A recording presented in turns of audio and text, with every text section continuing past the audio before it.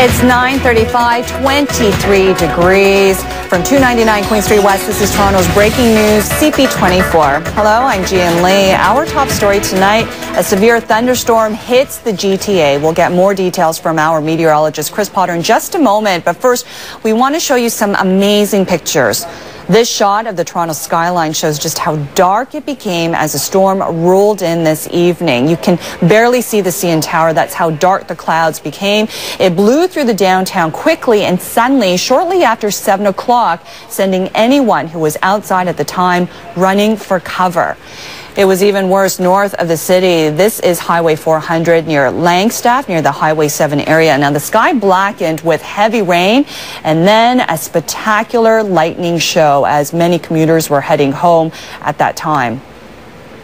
And you could see the storm clouds roll in from Buttonville Airport. The gray clouds turned black and looked ominous as they moved quickly across the sky with flashes of lightning.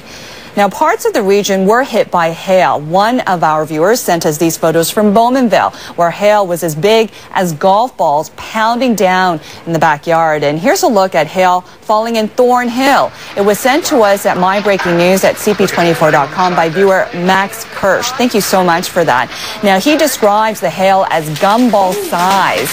And we have more viewer video of this, showing hail falling in Brampton, and you can hear it pounding the vehicles. You can listen to that.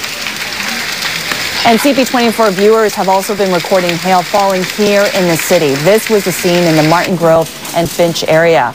And more video from Toronto. This is what it looked like in the Keele and 401 area. And we are hearing stories of storm damage in and around the city. CP24's Devin Soltediek has been driving around, checking out that storm damage, and he joins us now live with more. Hi there, Devin. Hey, G, yeah, we're in the cleanup phase of this storm. Of course, phase one of the storm system that we saw earlier on is the storm itself, and the damage now phase two is that cleanup. We're here on Linden Street where a tree was completely uprooted. We're told there's a lot of damage in this area. It's around St. Clair and Linden, by the way.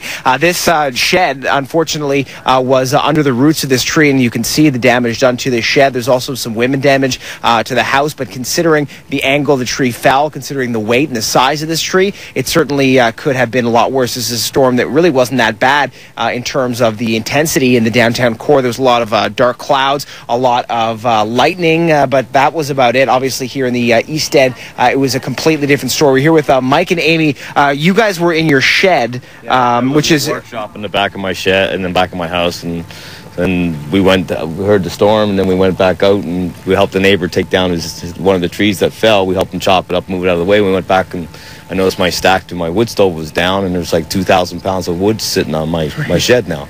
Obviously, you guys were in there at the time. It's kind of a studio, so to speak. But it literally was a power line that saved a tree from coming down on the shed itself. I actually put extra beams up in my shed. Did some renovations there, and I put my shed's pretty strong, so I'm kind of lucky that way.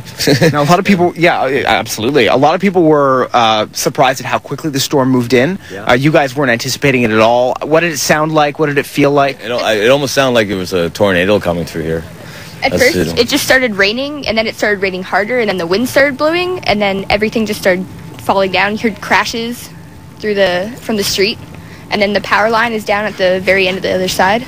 Right. One of the poles were right down in the street, so I phoned the city about that, and then I came out, and it was like, a tree in our backyard fell too, right on the shed. It was like, so I got a friend who's going to come and help us clean it up, so not much we can do about it. Well, the good news, though, obviously everybody in this area is safe. Yeah, good thing it didn't cave in on us. We could have been trapped in our shed. Could have been a lot worse. Could have been worse. Now, how long did the storm itself last? We're hearing estimates from an hour to 25 minutes. 15. I figure 15 minutes. 15, 20 minutes at the most. I say it came by real fast. It's just like quick, and then sort of came by quickly, and then all of a sudden we stopped.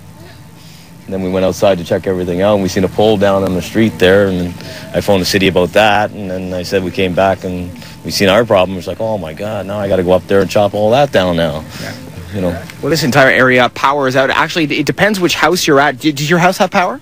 No, it get blacked out right away, right after the storm. Like, as soon as the storm came, we got blacked out, and it came on for a second or two, and we just got power back on about 10 minutes ago. Oh, you got power back? Yeah. Okay. Yeah. So thanks very much, guys, for talking to us. Appreciate your story. Thank you. Thanks very much. Glad you guys are safe. Yeah. Very close call. All right. I don't have to rebuild my shed. Obviously, a different story here. The rebuilding. Yeah, the rebuilding is going to take quite a while. Gee, I don't even want to estimate or even guess how long it's going to take to clear a tree like this. When we arrived here on scene, we actually thought this was a dead end here, but it turns out that obviously, no, this is a street. This tree is just completely blocking it. The roots, again, were underneath this shed. The shed was completely torn apart by the force of this wind. When this tree went down, the roots came with it. Obviously, it could have been a different story. The people inside this house at the time were not here. We were speaking earlier with their daughter who arrived on scene when she got a phone call. So no injuries in this area, which is certainly good news. A lot of damage done here. A lot of people calling insurance companies this evening. No power for the majority of this neighborhood. Again, we spoke with a police officer from 41 Division earlier who was telling us that there is rolling blackouts around this area. It can literally be from street to street, house to house. The story can be a little bit different. She described the area as a war zone when she pulled up. She couldn't believe the destruction. So we're going to keep checking in. We're going to go to some other locations now to see just how bad the damage is, and we'll check back in.